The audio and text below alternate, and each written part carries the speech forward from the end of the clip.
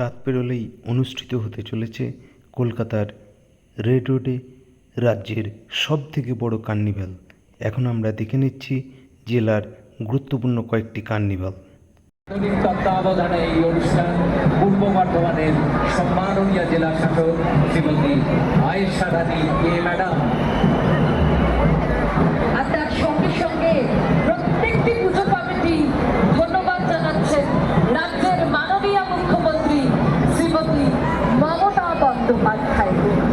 এরপর জোড়া মন্দির পুজো কমিটি।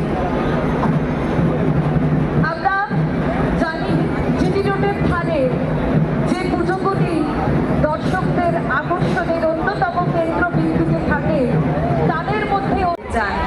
এবার লক্ষ্মীপুর মাছের পুজো ৫১তম বর্ষ অতিবাহিত করল।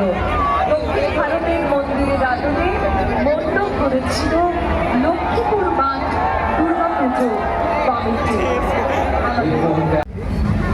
দক্ষ নয়, বাংলা আমাদের গর্ব।